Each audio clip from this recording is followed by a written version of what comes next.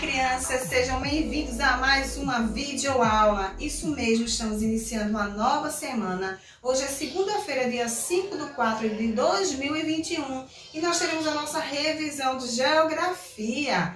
Isso, eu sei que vocês passaram um feriado de Páscoa, tivemos aí uns dias de descanso, mas estamos iniciando as nossas atividades e vamos fazer revisão dos conteúdos que nós já estudamos. Então, pega o teu caderno de geografia, o teu livro de geografia e deixa aí pertinho de você para acompanhar a aula. Bom, crianças, vamos começar a nossa revisão e para isso você precisa abrir o seu livro de geografia nas páginas 14, 15, 16 e 17, certo? Nós vamos iniciar a revisão pela página 14.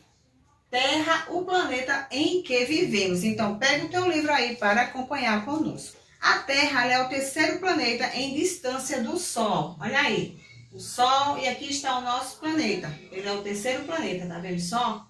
Então, isso dá à Terra características favoráveis para a existência de vida, pois garante luz e calor. As características água e temperatura, como a gente já falou, que garante luz e calor. Antes, alguns estudiosos achavam que a Terra ela era plana, mas nós podemos ver que hoje eles descobriram que a Terra ela é esférica. Tá vendo aqui, ó, o desenho do planeta Terra? Aqui é achatadinha aqui, ó. Tá vendo só esses achatadinhos? Nós chamamos de polos. E a Terra é no formato de geóide, né? Isso é chamado de geóide, certo? 2/3 da superfície da Terra, eles são cobertos por mares e oceanos. 2/3 da Terra são cobertos por mares e oceanos. Deste modo, os continentes representam a menor parte da superfície do planeta. Por isso, a Terra é chamada de planeta azul. Então, o nosso planeta, ele tem 2/3 formados por mares e oceanos. E uma pequena parte, né, deste modo, os continentes, eles representam os continentes, a Terra fica menor, então representa um menor número, né, a superfície do planeta. Por isso, a Terra ela é chamada de planeta azul, porque é formada a sua maioria de água. Então, a Terra ela é chamada de planeta azul. Não esquece, tá? Bom, vamos só dar mais uma revisada neste assunto para vocês fixarem bem. Terra é o planeta em que vivemos, página 14. Nosso planeta ele é o terceiro, né, de direção do Sol, como nós já vimos. A Terra ela é no formato esférico, achatadinha aqui que nós chamamos de polos. E geloides é o formato que nós chamamos a Terra. Geóide, certo? Então, vamos agora para a página 15. Lembrando que, na página 14 ainda, lembrando que o nosso planeta ele é formado por 2/3 de mares e oceanos. O que dá ao nosso planeta, ele é formado por sua grande maioria de água. Por isso ele é chamado de planeta azul, porque ele é formado em sua grande maioria por água. Vamos agora para a outra página, então abre o livro aí na página 15. Na página 15 nós iremos revisar a localização geográfica da Terra, certo? Pega aí, página 15 do livro de geografia, a localização geográfica da Terra. Vamos lá? Todo mundo já pegou o livro? Ótimo, então acompanha. Para localizar cada lugar na superfície terrestre, foram estabelecidas linhas imaginárias que dividem a Terra em diversos pontos, né? Aqui nós temos o nosso planeta Terra. Então, foram estabelecidas linhas que vão dividir o planeta para que a gente possa localizar, né? Para fazer a localização na sua superfície. Então, vamos lá. Nós temos as linhas que são chamadas de paralelos, certo? As linhas que dividem, aquelas linhas imaginárias que dividem o nosso planeta, são chamadas de paralelos. Não esquece, paralelos. O principal deles é a linha do Equador. Essa linha aqui, ó. Linha do Equador. É a principal linha imaginária chamada de linha do Equador. Mas, tia, o nosso planeta ele tem essas linhas? Não, são chamadas linhas imaginárias, que foram feitas justamente para a gente poder localizar qualquer lugar no nosso planeta. Nós já vimos aqui a linha do Equador, que divide o nosso planeta em dois hemisférios. Hemisfério norte e sul, certo? As linhas verticais são chamadas de meridianos. Vocês vão ver aqui, ó. Essa linha aqui, ela é chamada de meridiano. Certo? Meridianos são as linhas verticais.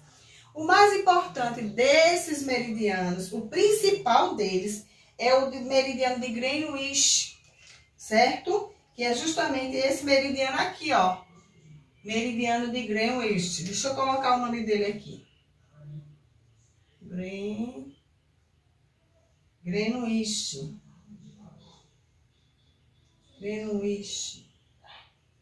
Esse é um dos principais meridianos, certo?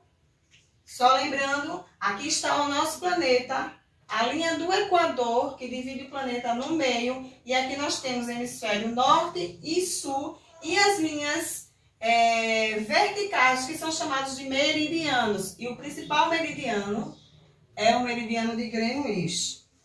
A posição dos paralelos e dos meridianos é indicada pela latitude e pela longitude, respectivamente. Latitude é a distância em graus entre um paralelo qualquer e a linha do Equador. Nós já vimos que paralelos são essas linhas verticais. Medidas em graus que podem variar de 0 na linha do Equador a 90 graus no polo norte e sul. Longitude é a distância em graus entre um meridiano qualquer e o meridiano de Greenwich. Medidas em graus que podem variar de 0 grau no meridiano de Greenwich a 180 graus, certo? Gente, essa revisão foi da página 15, então fizemos a revisão da página 14 e página 15, ok? Então, continua com o livro de geografia aberto na página 16 agora, certo? Vamos lá para a página 16. Zonas climáticas. Então, olha aí no livro de vocês.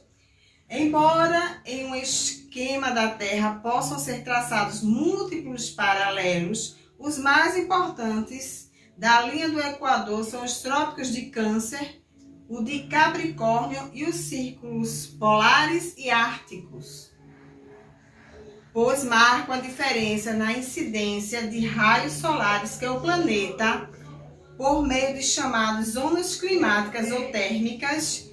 Aí vamos observar o esquemazinho aí. Você está vendo? O planeta, a gente viu que ele tem vários paralelos, certos? Que são aquelas linhas imaginárias que nós já vimos.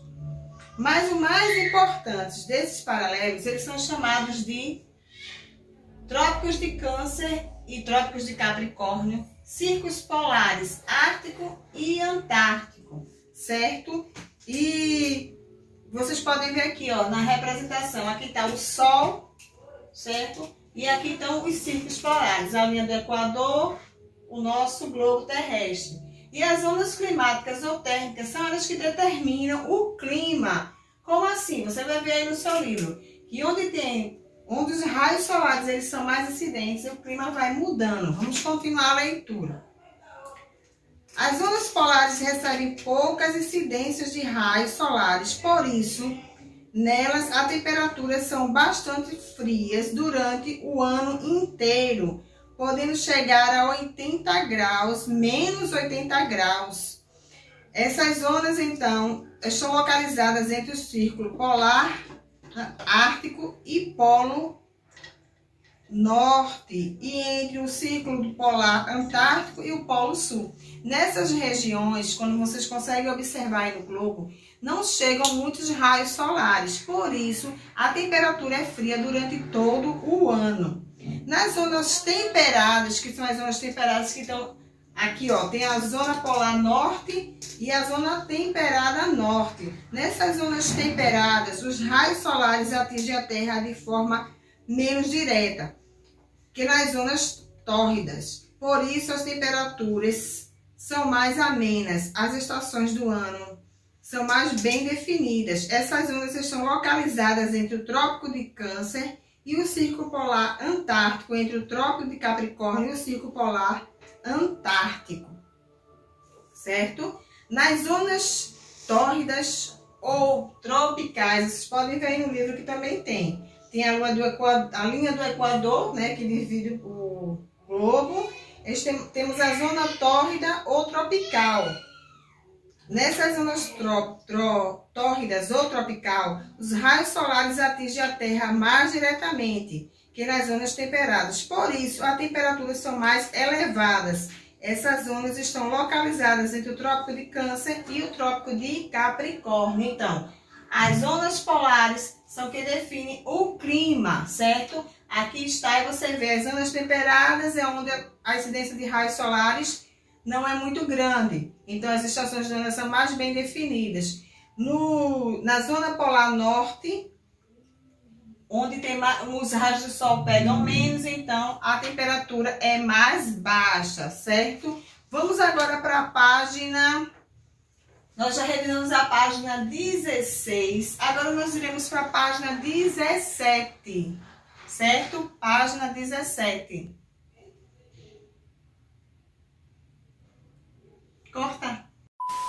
Vamos lá continuar com a nossa revisão agora na página 17, certo? Continuamos no livro de Geografia, na página 17. Fusos horários. O que são fusos horários? Eles servem para padronizar os horários, para a padronização dos horários. Acompanhe comigo a leitura. Os horários são diferentes ao redor do mundo, pois se no Brasil, por exemplo, é dia, no Japão, que está localizado no outro lado do planeta, é noite. Para padronizar o horário mundial, foram criados fusos horários, pois as áreas dentro de um mesmo fuso devem apresentar o mesmo horário. Os fusos horários são delimitados pelos meridianos. Definiu-se por convenção que o meridiano que serviria de padrão para a determinação de todos os horários seria considerado meridiano 0 grau. Vocês podem ver aí, no livro tem 0 grau, que passa pela cidade de Londres, na Inglaterra, sobre o Real Observatório Astronômico de Greenwich, sendo denominado de meridiano inicial ou meridiano do Greenwich. Assim, a referência da hora oficial mundial é a chamada hora GMT, que significa Greenwich Mean Time. Aí vocês podem observar aqui no livro que tem a figura do observatório, certo? É esse observatório que a gente está falando. Observatório Astronômico de Greenwich. Ok, meus amores? Vamos agora para a página 20 do nosso livro, certo? Abra aí na página 20. Agora nós vamos abrir a página do livro de Geografia 20. Abre o teu livro aí na página 20. Vamos estudar, ou melhor, relembrar esse conteúdo que nós já estudamos em sala de aula, certo? Então vamos revisar os movimentos da Terra, certo? Então, página 20. Vamos lá. Durante muito tempo, pensou-se que a Terra era estática, imóvel no universo, mas isso não é verdade, pois ela realiza, sim, vários movimentos que não percebemos. Dentre os movimentos realizados pela Terra, os mais conhecidos são os de rotação e o de translação. Durante bastante tempo, né, se achava que a Terra ela não se movimentava, ela era parada no universo. Mas aí descobriu-se que não, a Terra ela se movimenta sim. Os movimentos a gente não consegue percebê-los, né? Você ficar parado na Terra, você não sente que está girando, mas a Terra, ela gira sim. Então, ela faz vários movimentos. Entre os movimentos que a Terra faz, está o movimento de rotação. É um movimento que a Terra faz em torno do seu próprio eixo, ou seja, em torno de si mesma. Esse movimento dura, em média, 24 horas ou um dia, certo? A principal consequência da rotação são os dias, as noites, pois durante esse movimento, enquanto um lado da Terra fica voltado para o Sol, recebemos a luz e calor, que é o dia, e outro não recebe o calor, que é a noite. Então, esse movimento que a Terra faz é um movimento de rotação, que é um movimento que a Terra faz em torno de si própria, em torno do próprio eixo. O que acontece? Esse movimento ele é feito e ele dura em média 24 horas ou um dia, certo? Então, quando a Terra se movimenta, na parte que fica próxima ao Sol é dia, na outra parte, noite. E esse movimento nós chamamos de rotação. Não esquece, tá? O outro movimento bastante importante que a Terra faz é a translação, o movimento de translação. É o movimento que a Terra faz ao redor do Sol. Esse movimento dura 365 dias e 6 horas. Ou seja, em média, um ano. A cada 4 anos, essas 6 horas são somadas, totalizando 24 horas. Ou seja, um dia a mais, que é o acrescentado no mês de fevereiro, caracterizado o que chamamos de ano bissexto. Então, a translação é um movimento que a Terra faz ao redor do Sol e leva, em média, 365 dias e 6 horas, ou seja, um ano. A cada 4 anos, essas 6 horas elas são somadas e faz mais, e na soma dessas horas totaliza 24 horas, que é um dia. Esse um dia a mais, ele é acrescentado no mês de fevereiro. É quando chamamos de ano bissexto, ok? Vamos lá, continuar com a leitura.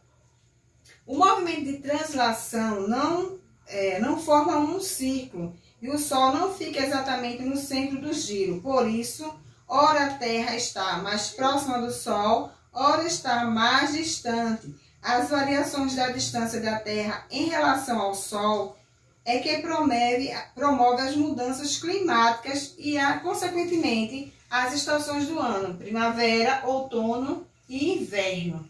Certo? Aí tem uma figura, vocês podem ver o Sol, o hemisfério sul, o hemisfério norte e os hemisférios, hemisfério norte, onde está o inverno, tem essa figurinha aí representando como é feito esse movimento.